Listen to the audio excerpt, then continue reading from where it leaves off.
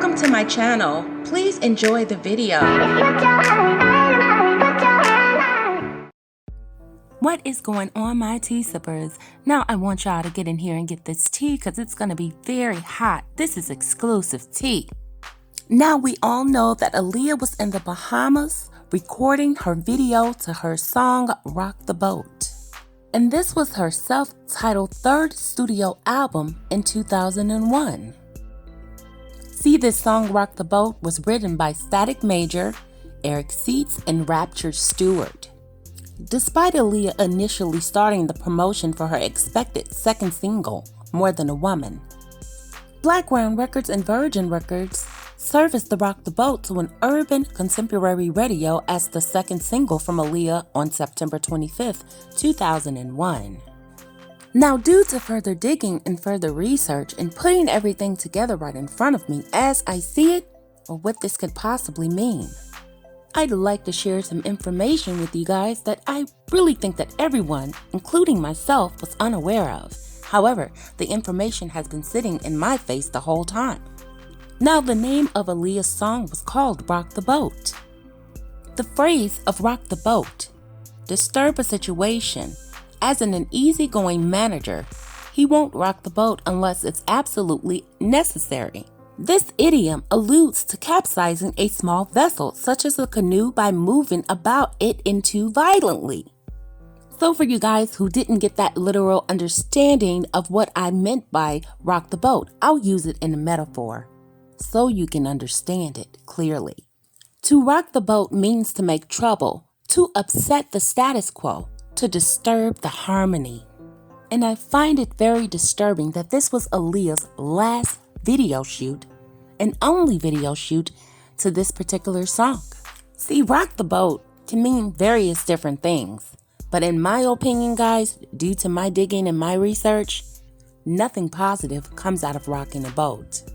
See, to rock a boat means to go against, to opt out or rebel, to oppose, make waves, overturn, be insubordinate. If you rock the boat, you do or say something that will upset people or cause problems. Don't rock the boat until the negotiations are finished. Guys, if we look back on what happened to Aaliyah, back in 2001, she perished in a plane crash. And due to my research, it seems that everybody around Aaliyah at that particular time, including her mother, Hype Williams, and others, such as Barry Hankerson, just to name a few, clearly rocked the boat. Now guys, clearly listening to Aaliyah sing this song, we all think that this is a very sexual song and it's using various terms as metaphors for sex. I love your stroke. Let's take this overboard. See, Hype Williams directed this video. And this video was shot in the Bahamas after the shoot, and 8 others along with Aaliyah.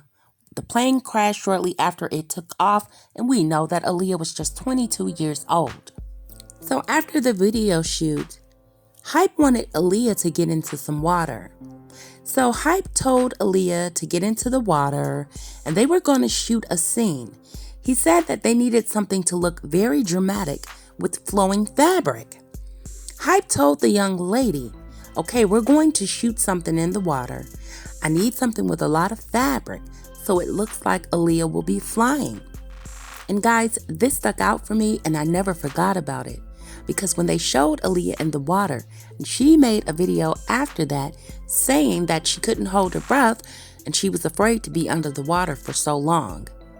So why would Hype want Aaliyah to be underwater and looking like she's flying underneath some water? I just thought that was very odd, meaning that I just gave you guys the meaning to what rock the boat means and what the metaphor means.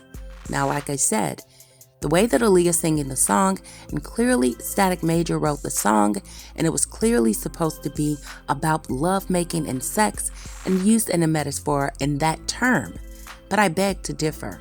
Because guys, remember, Jaguar spilled the tea that Fatima said Aaliyah got a call about Dame, and that's why she was in a rush. Guys, in my opinion, this Rock the Boat video shoot, the plane, the luggage, the plane itself, and also the pilot flying the plane really makes me believe that there is something more to this. This was not an accident. Guys, let's not forget the statement that Mary J Blige said. She said this was a murder, and I agree. Because due to further digging, back in May 24th of 2004, it seems that Barry and Sons Inc., aka Black Crown Records as the plaintiff, and there was Harold Hype Williams as the defendant. Guys, when in life has Barry Hankerson ever been a plaintiff? Barry Hankerson has always been a defendant when it came to getting sued and getting lawsuits held up against him, including his ex-girlfriend and several artists that he managed on his record label. It seems that Barry Hankerson tried to sue Hype Williams for negligence.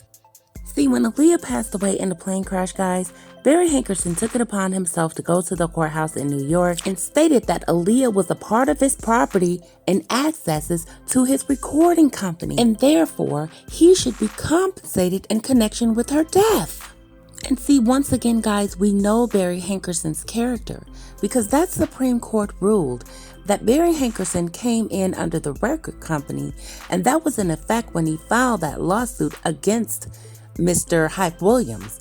So in that wrongful death situation, the court ruled that because the company came as a company, only family members can receive compensation from a wrongful death lawsuit.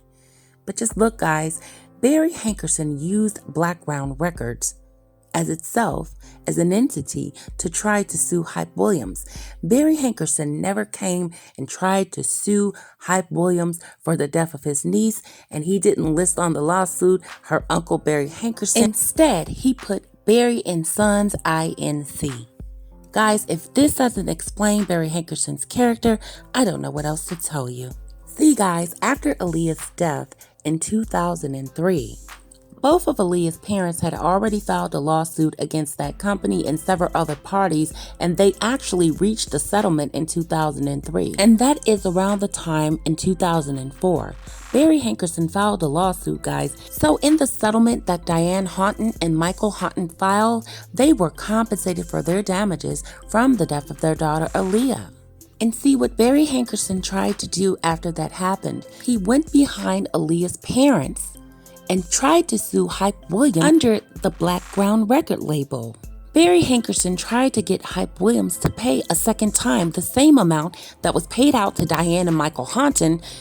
Barry Hankerson wanted that same amount paid out to his record label, Black Crown Records. And this furtherly goes on to really show Barry Hankerson's real character. Okay, let's just keep this 100 a bean, okay? So guys, Dame Dash has did several interviews after the passing of Aaliyah. What he said stuck out to me. He said that Lenny Kravitz offered Aaliyah a jet, but Hype Williams took that jet back. Now why is that? Did Hype Williams know that tragedy would occur with Aaliyah and her crew? See, that small plane that Aaliyah died in was carrying video equipment, it was stated. So if Hype took the jet, why didn't he take the equipment with him and just let Aaliyah and her crew fly on the small jet? See, the interviewer asked Dame Dash how he felt about Hype Williams in this situation. Dame Dash said ask him. He didn't want to bring up the situation and give more information, and I found that very odd. Because if Dame is going to bring it up, he might as well spill everything at this point. See, guys, it makes a lot of sense because Hype has been so quiet about Aaliyah all of these years. And I wonder why. Barry Hankerson did not provide Aaliyah and her crew with a jet or any airplane to go and do this video shoot. He instead was angry at Hype Williams because Aaliyah was working on the project with him. So at that time, Aaliyah was not under Black Crown Records, she was doing her video shoot. But why didn't Barry Hankerson or somebody else in the family, such as Diane Houghton, provide Aaliyah with a plane? All this really shows is how fucking shitty her Uncle Barry Hankerson and his record label is. You mean to tell me that another star, such as Lenny Kravitz, had to provide an adequate plane for Aaliyah? And her own uncle refused to do that for his own damn niece. See guys, due to further digging, I also heard reports that the resort her uncle booked them for in the Bahamas didn't even have running water, which was another reason that they weren't trying to be there any longer than necessary. So guys, another thing that stuck out for me was when the interviewer asked Dame Dash, "Where were you when you heard that Aaliyah died in the plane crash?" Dame Dash stated he was getting his hair cut and that Diane Houghton called him and told him, but they couldn't find all of the bodies, so they wasn't sure if Aaliyah actually lived through the crash. So the interviewer asked Dame Dash after he got the news, what did he do next? Dame Dash said, "I continued to get my hair cut." After, he stated he went home to his house and began taking all of Aaliyah's clothes out of his house. He claims he didn't want to be triggered. In my opinion, if Aaliyah was gone already, why would Dame Dash want to get rid of her belongings? Besides, he loved her and that was his girl. You would want to have something of hers to hold on to while you're going through this shock. So how on God's green earth did Hype manage to take Lenny's jet that was intended for Aaliyah when he was just the director? There's so many questions. Because see guys, initially Aaliyah was doing half of that video, Rock the Boat, in Miami. So what made someone want to take Aaliyah and her crew all the way to the Bahamas? I truly believe that Aaliyah would have escaped the clutches of her uncle once her self-titled era was done. Aaliyah was becoming a woman, and I think that she was probably starting to see Barry for who he really was. A new manager, a new label, and most of all, a much-needed fresh start, and I feel that would have been in the books for Aaliyah. See, the thing for me guys, is that this entire video could have been filmed in Miami or even in Key West. There was really no necessity behind them going to the Bahamas. Or was it really? The scenery would have been nearly identical and still fit that tropical thing that they were really going for her, music video. If the plane was offered to Aaliyah, why did Hype take it instead? Did Aaliyah even know that offer was on the table? See, Aaliyah's death will never ever sit right with me. Aaliyah didn't want to get on that damn plane in the first damn place. When she first laid eyes on the plane, she said, quote, "I don't like this plane." And Dame responded to her, "Well, don't get on it." She was like, "Well, I gotta go. I got work to do." So the question is, guys, who made that suspicious call to Aaliyah, stating to her that Dame was in a fatal accident and she needed to hurry up and get back to New York? Because Aaliyah did not want to get on that particular plane. These are questions, and this is why her death does not sit right with me. See, in my opinion, this was a setup from the jump, because someone wanted Aaliyah to get on that plane. They knew the plane would crash. And the setup went so smooth because the luggage would seemingly be the reason at fault that the plane would nosedive first down into the ground. Clearly, Dame was in no fatal accident at all. He was asked where he was when the crash occurred. He stated he was getting his hair cut. So who made that call? See, Dame chooses to say what he wants to say to the public. He said out of respect for Aaliyah and her family, he wants to respect her memory. And he says no one really speaks on it, so out of respect for her memory, he doesn't say a lot of things. Why wouldn't you want to say a lot of things that can possibly prove that Aaliyah was killed or this was a whole setup? If you loved her, you would want to seek justice and dig deeper into why these things occurred. Because everything that went down with this jet, and Hype Williams taking the jet that was for Aaliyah, she had all of this equipment, you would think he would either take them and let the pilot fly the equipment back to the United States. Dame Dash is suspicious, Barry Hankerson is suspicious, Hype Williams is most definitely suspicious, and the main queen bee behind the scenes, Diane Houghton, is suspicious. Nobody is talking about this, everybody is just tight-lipped, which makes me think this was no accident at all. So during that court case that the Houghtons received their private settlement in 2003, a pathologist testified that Aaliyah was killed and she had severe burns and she had very severe head trauma. And it was also stated that Aaliyah and the pilot had a little argument before that plane took off. And guys, this is just allegedly, okay? We were not there. However, it seems that this pilot that was flying the plane for Aaliyah had cocaine and alcohol in his system, and this was figured out during his autopsy. And just prior to this, he received probation for crack cocaine possession less than 2 weeks prior to the flight, and he was not certified to fly that plane that Aaliyah was on. And see, this pilot never even told the AVA officials about his case within 60 days because had he, due to FAA guidelines, his license would have most likely been revoked. Because the FAA license that he did obtain, he received by showing flights that he actually never even flown. See, Lewis's sister, Vivian, is just like Barry Hankerson. She's a big fat liar. I don't see why people come out and speak on certain things that they know nothing about or try to butter up or sweeten a situation when all along the evidence shows otherwise. Now, Vivian Morales, the man's sister, says that her brother never ran any risks. He's been flying planes since he was 14 years old. Because that charge that he got for having that cocaine possession, she says that he pleaded no contest to those charges. And they also stated that this pilot that was flying Aaliyah that day had been stealing stolen airplane parts and trying to sell them for drugs. Mrs. Vivian claims that her brother was licensed to fly that twin-engine plane, and he had 300 flight hours to do so. See, according to the family and the lawyer, they're stating that he did not need a special certification to fly that twin-engine plane because it weighed less than 12,500 pounds. Well, when this happened, while authorities have told the relatives not to discuss the case, Morales' sister said, "We are confident that the investigation is not going to disclose anything that would involve negligence on behalf of my brother. He has vast experience in flying planes, and he has been doing it since he was 14 years old. So the person that they're talking about could not be my brother, and he's definitely not here to defend himself."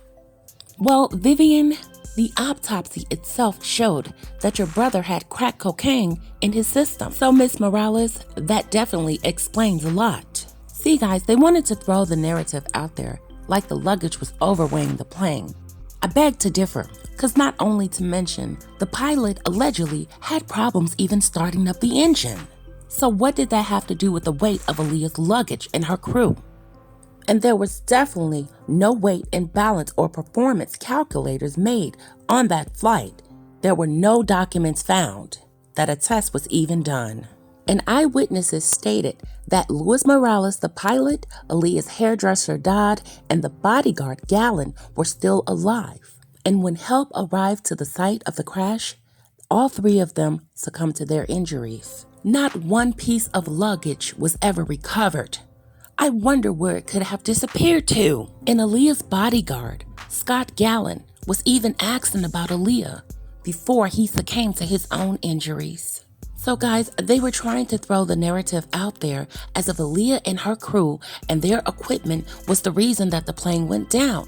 I beg to differ. Remember, the pilot couldn't even get the engine started on the plane on the first try. So that just throws the whole damn narrative out the window for me. It leaves manufacturer failure and the pilot being high on cocaine. So how do you distinct murder from this situation? I believe they purposely gave Aaliyah a malfunctioning plane so that it would actually crash. And I definitely believe that this was a murder-suicide. So in my opinion, guys, I don't think that this plane crashed because it was overweight. Because it seems that no people can get their story straight. See, a month after Aaliyah's death, it was said that the plane was overweight, 700 pounds. But actually in the incident report, it stated that it was 941 pounds overweight. So why would 9 people agree to ride on a plane that they were warned about that would crash and the plane was not working properly? And even if they all were in a rush, nobody in their right mind would get on that plane. I believe that nothing was stated was wrong with the plane and the plane was not overweight to them. I don't think this was told to them. I don't think they even had an argument or a conversation with the pilot. Because this was definitely planned and this was going to go down that day. Because remember, there was no balance and calculations report done on the plane. So before the plane took off, they had to write all of these things down manually so the plane would be safe to fly these people on. So why didn't the pilot complete those checks even before takeoff? Who gets on a plane and starts arguing about the plane being overweight with equipment when those checks were supposed to have been done by paperwork? Why did the pilot feel it was necessary for him to talk to Aaliyah and talk to the crew about their equipment? At the airport, those checks were supposed to have been submitted before the plane even left the airport area.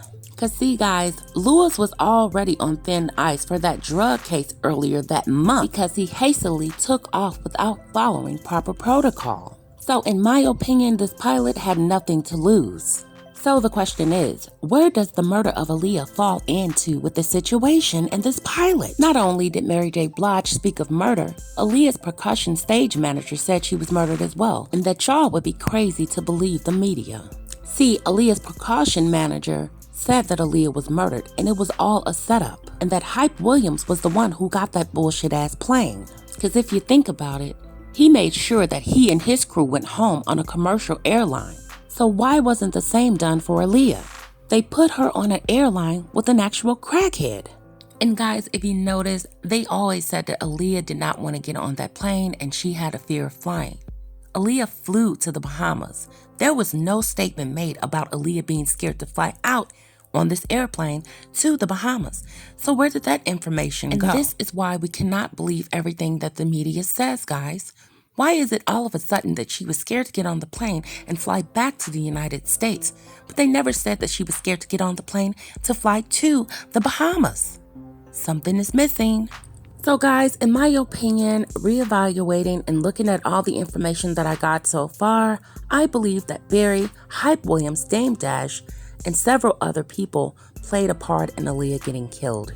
That's just my opinion, and the pilot had nothing to lose because he was already in trouble and was probably going to be facing some very serious time for that drug case before this plane crash occurred, because he had a trial coming up and that could have landed him some very serious charges and jail time. So if you think about it, guys, when Mary J Blige said that Aaliyah was murdered, in which the fact I believe so, because why did the pilot feel the need to be so very heavily intoxicated and full of cocaine on this flight?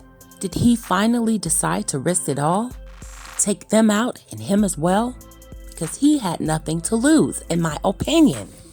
Just keep in mind, guys, of all the players in this and the moving parts, no one really came out and spoke but Dame Dash. Lenny Kravitz never came out and spoke. Hype Williams never came out and spoke. Barry Hankerson never really got into detail what was going on with Hype Williams. He was just like Dame Dash. If you look at the interviews, they said something about him, but they didn't get into much detail speaking on Hype Williams and what he actually did.